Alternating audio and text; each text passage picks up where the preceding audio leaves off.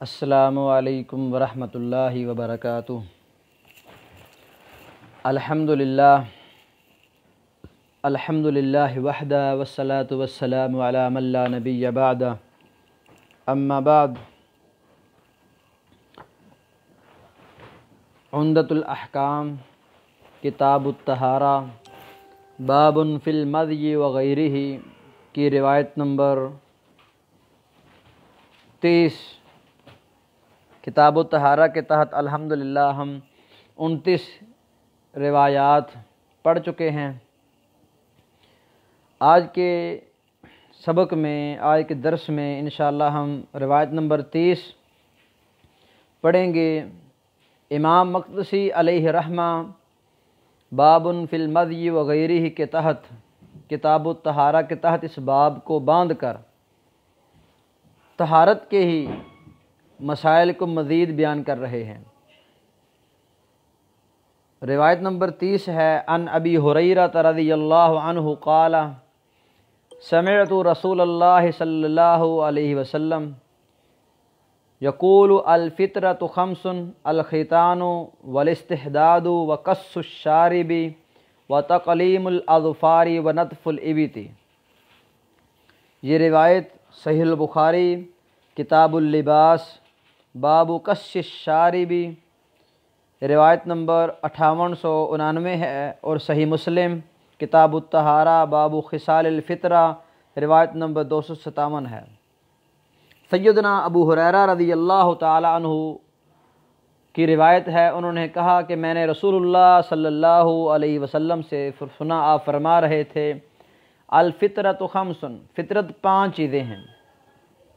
الختان ختنہ کرنا، والاستحداد لوہے کو استعمال کرنا، وقص الشارب مونچھوں کے بال کو کاٹنا، وتقلیم الاظفار ناخنوں کو تراشنا، ونتف الابط اور بغل کے بال کو اکھیڑنا۔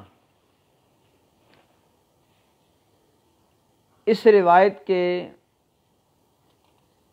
اندر باب فی المذی وغیرہ سے تعلق رکھنے والی 2 چیزیں ہیں، ایک الختان ختنہ اور دوسری الاستحداد زیر ناف بالوں پہ استرے کو استعمال کرنا یا ان بالوں کو ختم کرنا۔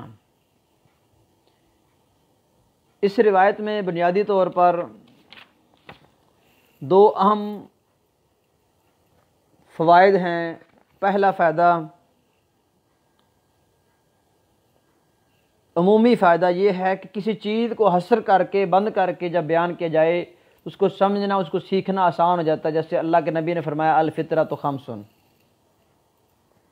دوسرا فائدہ، یہ ان چیزوں کو ذکر کرنے سے مراد یہ ہے کہ یہ فطرت میں شامل ہیں۔ فطرت کسے کہا جاتا ہے؟ فطرت کئی ایک معانی پر یہ لفظ بولا جاتا ہے۔ یہاں اس حدیث مبارکہ میں الفطرۃ خمس جو کہا گیا، سب سے قریب ترین اس کا معنی بنے گا انہا مستحسنہ الناس وجبلوا علیہ، کہ وہ جس کو لوگ اچھا سمجھیں اور لوگ اس پر پیدا کیے جائیں، ان کی عادت خصلت بن چکی ہو۔ تو لوگوں نے ان 5 چیزوں کو اچھا سمجھا۔ وہ چیزیں کیا ہیں؟ الختان ختنہ کرنا، استحداد لوہے کو استعمال کرنا، قص الشارب مونچھ کے بال کو تراشنا کاٹنا، تقلیم الاظفار ناخنوں کو تراشنا، نتف الابط اور بغل کے بال کو اکھیڑنا۔ یہاں حدیث مبارکہ میں خمسن کا جو حصر ہے، اسے کہتے ہیں حصر اضافی۔ حصر اضافی، حصر اضافی سے مراد کیا ہے کہ حصر کے اندر جو چیز بیان ہو رہی ہے اس کے علاوہ بھی وہ چیز ہو، جیسا کہ صحیح مسلم کتاب الطہارہ باب خصال الفطرہ روایت نمبر 261 میں آپ صلی اللہ علیہ وسلم نے ارشاد فرمایا 10 من الفطرہ، 10 چیزیں فطرت میں سے ہیں۔ حصر کسے کہتے ہیں؟ حصر کہتے ہیں اثبات الحکم فی المذکور، جس چیز کو ذکر کیا جا رہا ہے اس کے بارے میں حکم کو ثابت کرنا، وَنَفْيُهُ عَمَّا سِوَاهُ، اور اس حکم کی اس چیز کے غیر میں نفی کرنا۔ حصر کی دو قسمیں ہوتی ہیں، ایک ہوتا ہے حصر حقیقی اور ایک ہوتا ہے حصر اضافی۔ اگر جو چیز جو حکم بیان کیا جا رہا ہے وہ واقع کے مطابق ہے تو اسے حکم حقیقی کہا جاتا ہے، جس کی اس کی مثال لا خالق الا اللہ، کوئی خالق نہیں ہے سوائے اللہ کے، تو یہاں پر یہ حصر حقیقی ہے۔ اور حصر اضافی کسے کہتے ہیں کہ جو چیز جس حکم کو بیان کیا جا رہا ہے وہ واقع کے غیر مطابق ہو، مثلا ہم کہیں لا عالم الا زید، کوئی عالم نہیں ہے سوائے زید کے، تو یہ حقیقی حصر نہیں ہے بلکہ اضافی حصر ہے، کیونکہ عالم تو اور بھی بہت زیادہ موجود ہیں۔ تو گویا یہاں پر آپ کا الفطرۃ خمس کہنا یہ حصر اضافی ہے، حصر حقیقی نہیں ہے۔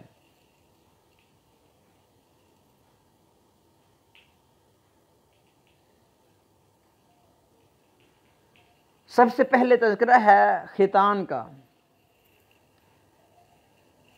تو جب اس ختان کی نسبت مرد کی طرف کی جائے تو اس سے مراد ہوگا قطع الجلدۃ التی فوق حاشفۃ الذکر، مرد کے ذکر عضو تناسل کے حشفہ کے اوپر سے جلد کو کاٹ دینا، یہ ختان کہلاتا ہے۔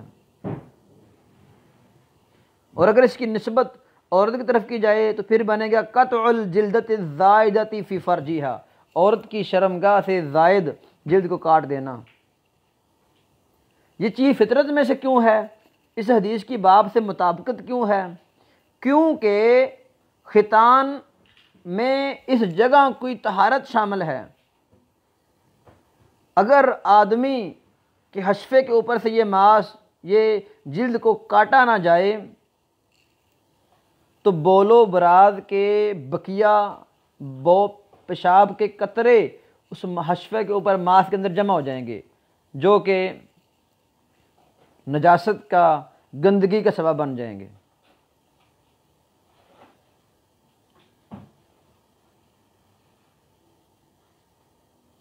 تو شریعت نے مختلف حکم کو مد نظر رکھتے ہوئے اس کا حکم دیا، اگر ختنے نہ کیے جائیں تو یہ طہارت کے اندر ایک آڑ بن جائے گی۔ تو شریعت کے اندر ختنے کا حکم کیا ہے؟ علماء کے تین طرح کے اقوال ہیں۔ کچھ علماء ہیں جو مردوں اور عورتوں دونوں کے حق میں ختنہ کرنے کو سنت کہتے ہیں۔ دوسرا طبقہ ہے جو مردوں اور عورتوں کے حق میں ختنہ کرنا واجب سمجھتے ہیں، اور تیسرا طبقہ ہے جو کہتے ہیں مردوں کے لیے ختنہ کرنا ضروری ہے، عورتوں کے لیے سنت ہے، اور یہی راجح اور اچھا موقف لگتا ہے۔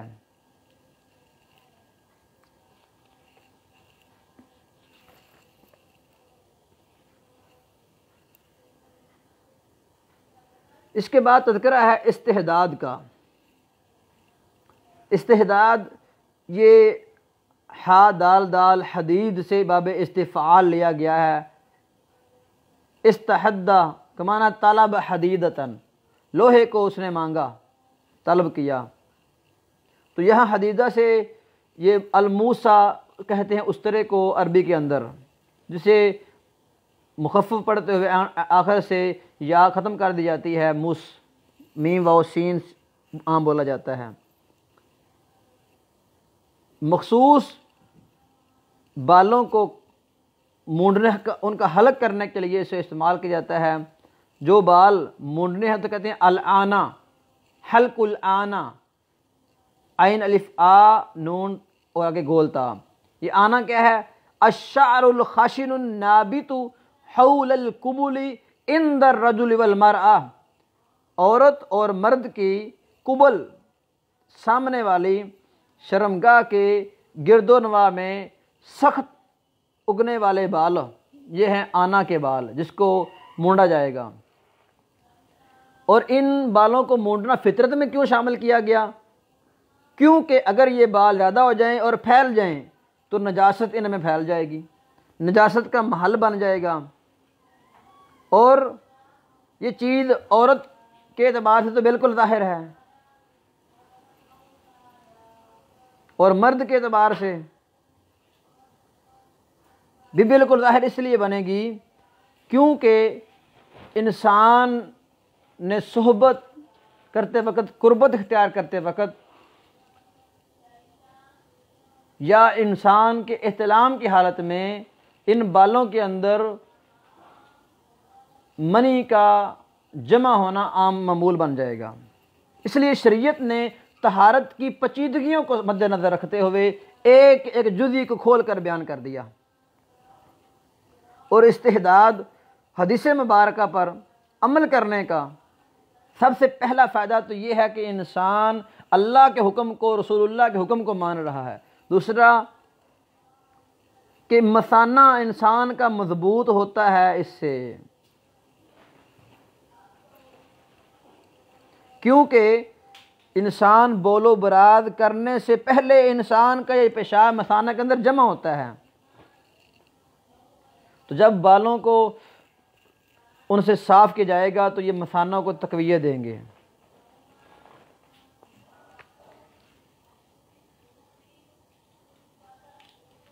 زیر ناف بالوں کو مونڈنا، یہ زیر ناف کی اصطلاح عام استعمال کی جاتی ہے اردو کے اندر، لیکن اس کا حقیقت سے کوئی تعلق نہیں ہے، کیونکہ آنا پہلے بتایا گیا ہے کہ شرمگاہ جو سامنے والی ہے اس کے گرد و نواح میں سخت اگنے والے بال، تو اس کے گرد و نواح کو مد نظر رکھا جائے، نہ کہ ناف سے لے کر نیچے رانوں تک کے بالوں کو مونڈ دیا جائے، ان کو صاف کر دیا جائے۔ تو لوہے کو استعمال کرنا، سیفٹی کو استعمال کرنا، اس کے دو بنیادی فائدے ہیں۔ ایک فائدہ تو مثانے کو مضبوط کرنا، دوسرا فائدہ ہے نجاست سے بچنا۔ استحداد کا حکم شریعت کے اندر کیا ہے؟ استحداد کے حکم میں اکثر علماء کہتے ہیں سنت ہے، لیکن نبی مکرم صلی اللہ علیہ وسلم کا صحیح مسلم کے اندر جو فرمان ہے، کتاب الطہارہ باب خصال الفطرہ، حدیث نمبر 258، آپ نے حدیث انس ہے، آپ نے انس کہتے ہیں وقت لنا فی قص الشارب و تقلیم الاظفار و نتف الابط و حلق الآنۃ اللہ نترک اکثر من 40 لیلہ، 40 راتوں سے زائد آنا کے بالوں کو چھوڑنا، بغلوں کے بالوں کو اکھیڑنے سے چھوڑنا، ناخنوں کو نہ تراشنا، مونچھوں کو نہ تراشنا، یہ حرام ثابت ہوا اس روایت سے۔ 40 دن کے اندر اندر ان کو کاٹنا ضروری ہے، جو وجوب کی دلیل ہے۔ یہی حکم استحداد کا ہے، یہی حکم تقلیم الاظفار کا ہے، یہی حکم نتف الابتی کا ہے، اور یہی حکم حلق الآنہ کا ہے۔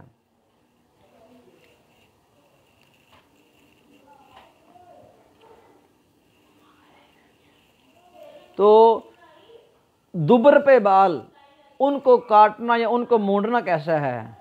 تو یہ انسان کو اختیار ہے، انسان اپنی مرضی سے یہ کام کر سکتا ہے۔ آگے تذکرہ ہے قص الشارب کا۔ شارب کسے کہتے ہیں؟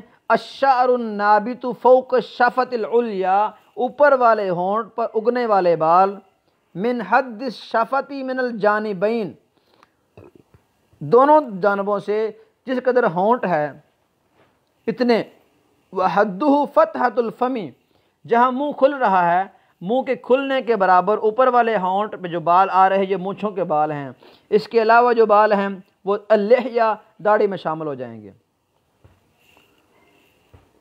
تو کس کا مطلب ہے کاٹنا۔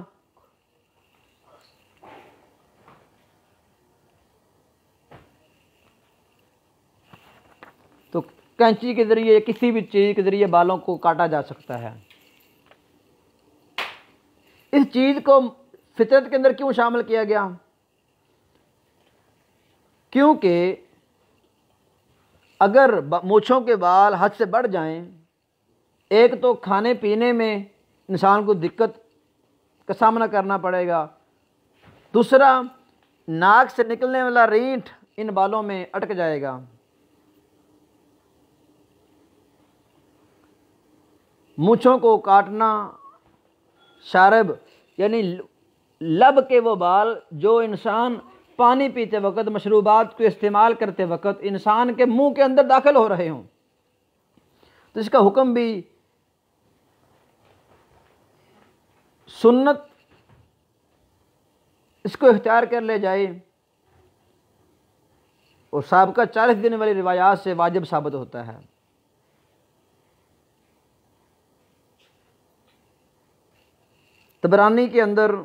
طبرانی اوسط کے اندر روایت نمبر 7886 کہ نبی مکرم صلی اللہ علیہ وسلم نے ارشاد فرمایا، لیس منا من لم یأخذ شاربہ، ہم میں سے ہے ہی نہیں وہ جس نے اپنے شارب کو نہ پکڑا، نہ لیا۔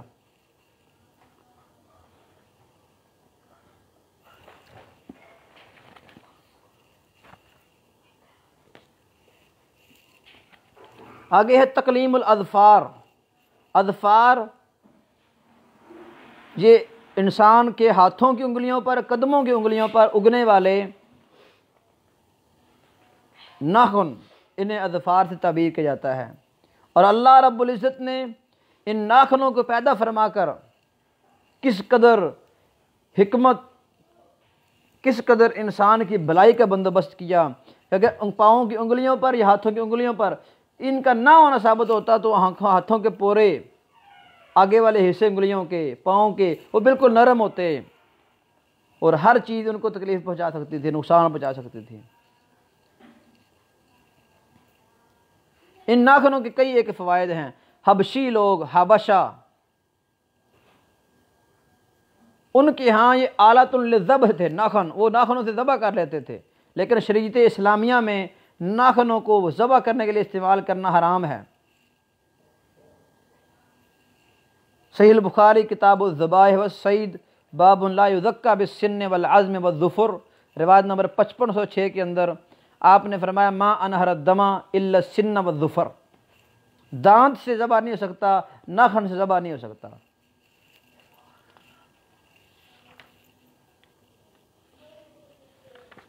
اگر ہاتھوں اور پاؤں کے ناخنوں کو لمبا چھوڑ دیا جائے، تراشا نہ جائے، تو اوساخ، گندگیاں ان کے اندر جمع ہو جائیں گی، جو کہ بعض اوقات نجاست کا سبب بنیں گی، بعض اوقات انسان کی کراہت کے دل کا سبب بنیں گی۔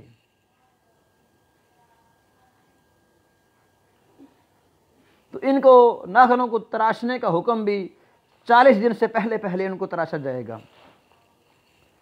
اس کے بعد نتف الابط ہے، تو بغل یہ ایسی جگہ ہے جہاں پر پسینہ بہت زیادہ ہوتا ہے، کیونکہ اس کے اندر اگر بالوں کو اکھیڑا نہ جائے تو انسان کے بغل سے عجیب و غریب مہک کا پیدا ہونا عام بات ہے۔ اس کو زائل کرنا فطرت میں اس لیے رکھا گیا کہ انسان ذات خود اس کی طرف جاتا ہے۔ تو نبی مکرم صلی اللہ علیہ وسلم نے آنا، شرمگاہ کے بالوں کو مونڈنا اور بغلوں کے بالوں کو اکھیڑنے میں فرق کیوں کیا؟ اس وجہ سے کہ اکھیڑنا بالوں کو، یہ بالوں کی جڑوں کو مضبوط کرنے کے برخلاف ہے۔ استحداد، لوہے کو استعمال کرنے سے بال مضبوطی سے دوبارہ پیدا ہوتے ہیں، جبکہ اکھیڑنے سے بالوں کی جڑیں کمزور پڑ جاتی ہیں، تو ان کا پیدا ہونا کم ہو جائے گا۔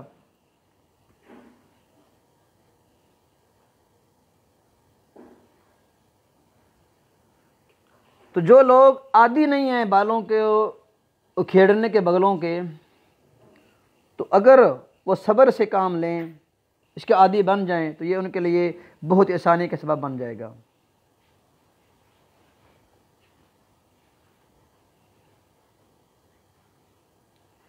تو شریعت نے جس بات کا مطالبہ کیا وہ ہے ان بالوں کو زائل کرنا۔ اگر کوئی ان بالوں کو مونڈ دیتا ہے تو پھر بھی یہ چیز جواز کے حد تک ممکن ہو سکتی ہے۔ لیکن بغل کے بال کو مونڈنے سے ان بالوں کی مضبوطی ہوگی جو کہ اکھیڑنے سے نہیں ہوتی۔ بغلوں کے بالوں کو اس کا حکم بھی 40 دن کے اندر اندر ان کو مونڈا جائے گا، ان کو اکھیڑا جائے گا۔